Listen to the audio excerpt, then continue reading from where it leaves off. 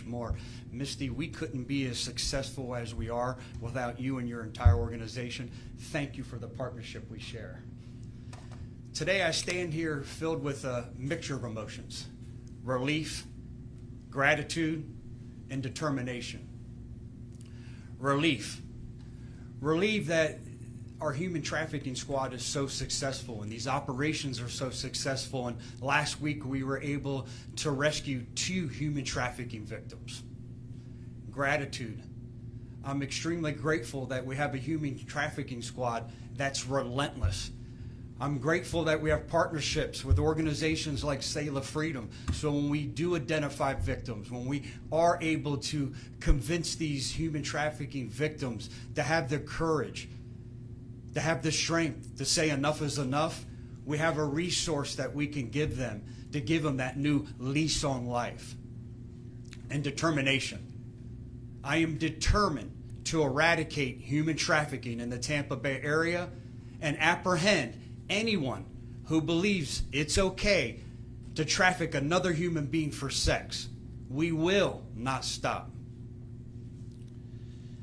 Recently, our human trafficking squad conducted an undercover operation to identify victims of human trafficking and apprehend their traffickers.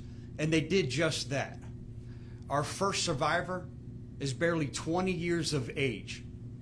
She met her trafficker on a dating app. He reached out to her and convinced her, enticed her to move from Jacksonville to Tampa with the false promise of a better way of life. He immediately exploited her insecurities and vulnerabilities. He immediately took total control of every aspect of her life. She had a daily quota that she had to meet. She had to earn at least $1,000 a day. And when she didn't, she was physically struck, violently, and sexually abused even more. Our undercovers placed an ad on the dark web for an escort service. Her and her trafficker responded to this web and arrived at one of the motels. She comes up to the room, and when she was met with our human traffickers, when she was met with our human trafficking squad, she immediately broke down. She immediately became overwhelmed with emotion, confessing that she was being trafficked against her will. We walked downstairs to the lobby where her trafficker, 31-year-old Ronell Fentress, was anxiously awaiting for her and her money. He was placed under arrest. He is charged with human trafficking, deriving proceeds from prostitution, forcing another to become a prostitute, and violation of probation, fleeing to elude. He's an early releasee from prison. He is no stranger to trouble. He has 19 felony charges with 3 felony convictions and has served some time in federal prison. My hope is that he will never be afforded the opportunity to be released from prison ever again. Our second case is like a plot out of a scary movie. It is that horrible. Our second survivor, this victim, has been trafficked for over the last 15 years.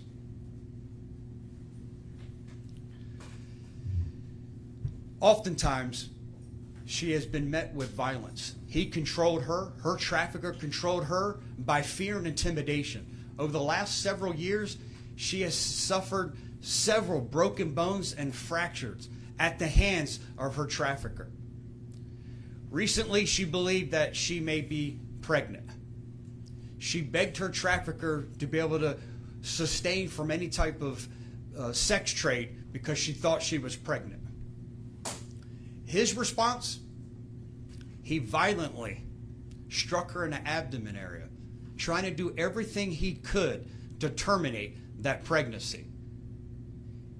He battered her to the point where she had to go to Tampa General Hospital for medical care. That's where the medical staff contacted the Hillsborough County Sheriff's Office. One of our deputies, and thankfully all of them have extensive training in identifying the symptoms of someone who may be trafficked, responded. After a short interview, he had that suspicion she may be a victim of human trafficking. This deputy took the initiative to contact the human trafficking squad.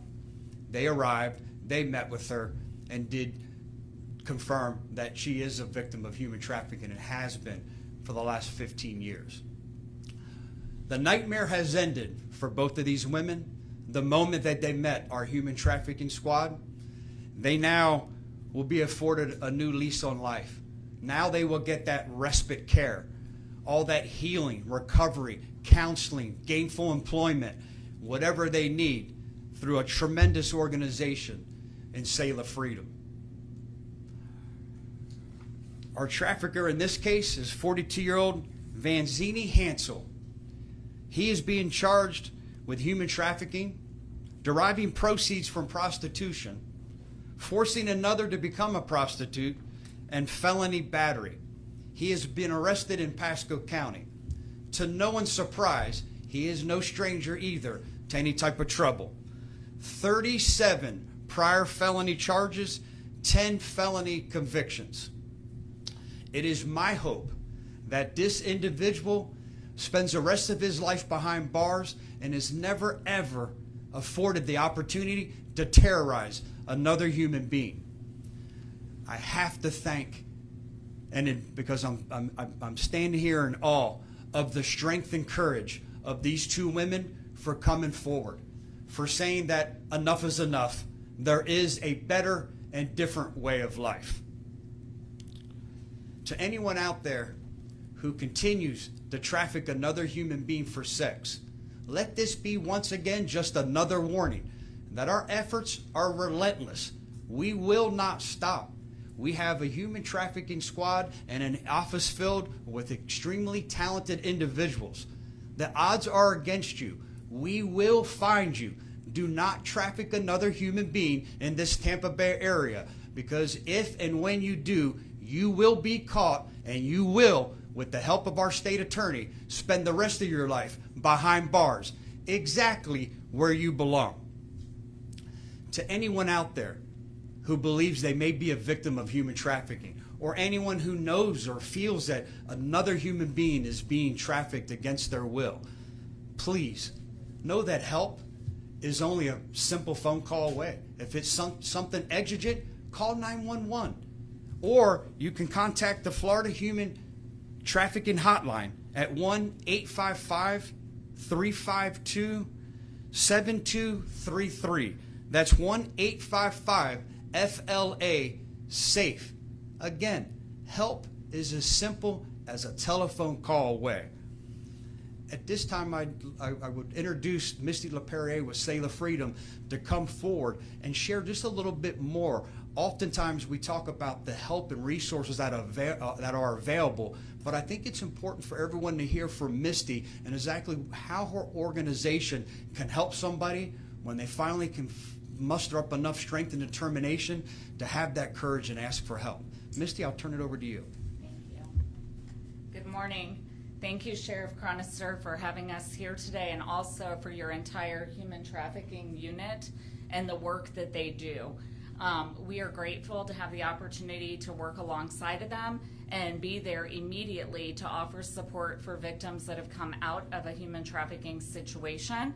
I'm grateful for our entire team at Selah Freedom and the advocates that work with us as well to provide immediate resources to survivors. So in the cases that we talked about, some of the immediate needs that we had were finding immediate safe shelter for them, getting them plugged in with therapy resources. A lot of times they have experienced trauma for an extremely long time.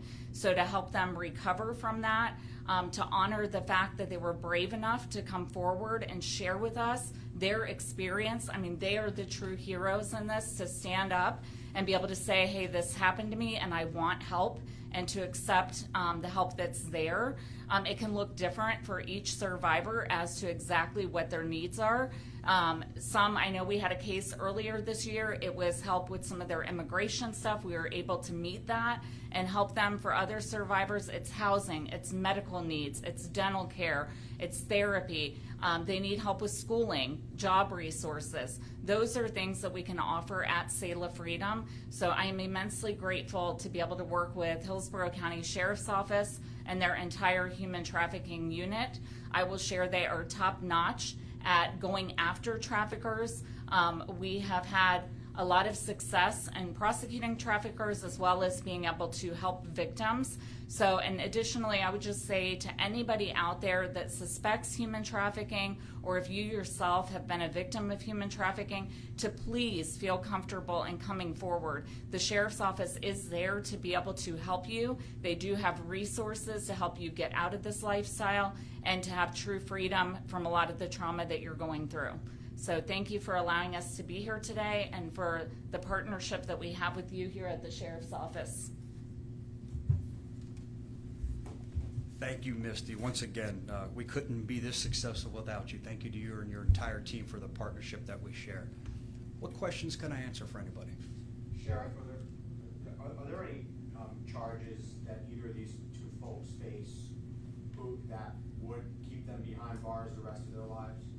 Yes, I'm hoping these human trafficking charges will do just that. I've been in contact with our state attorney. As we know, justice is at the forefront of every case she prosecutes, and she assured me she'll do everything she can. Along that amplifies this is their criminal history. One's an early parole releasee. One has an extensive violent criminal history.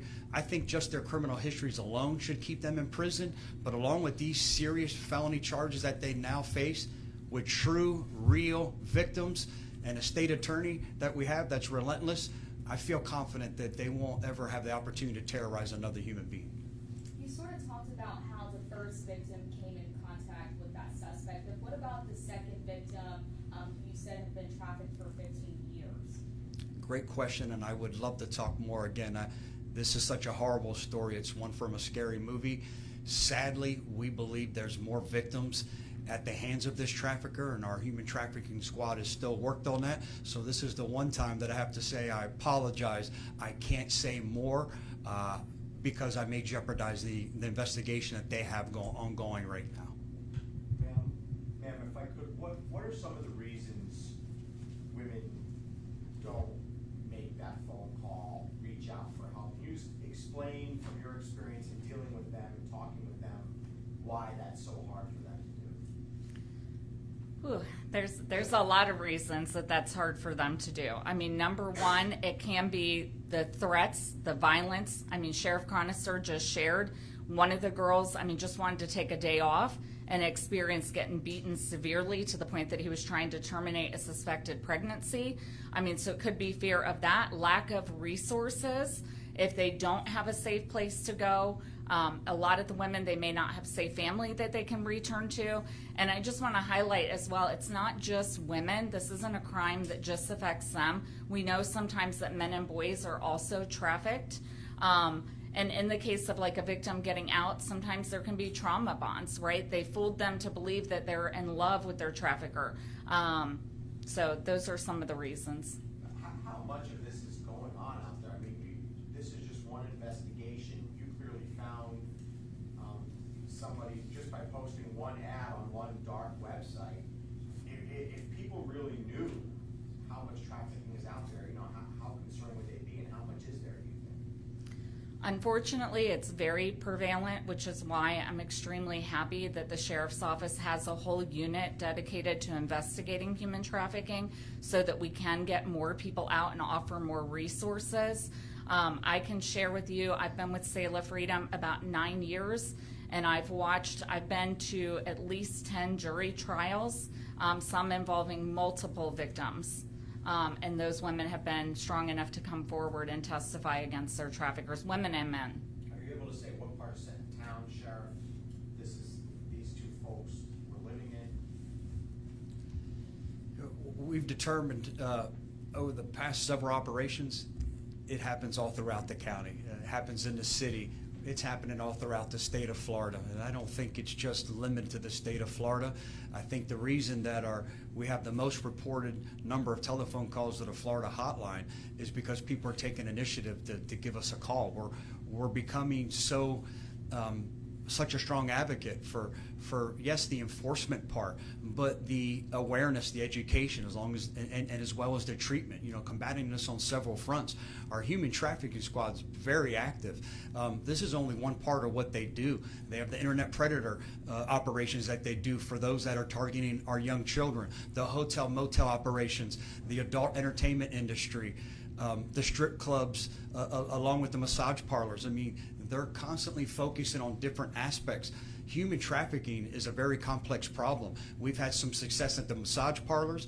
We've had some success on the websites. We've had a lot of success, too much success with the internet predator unit, with those targeting our children.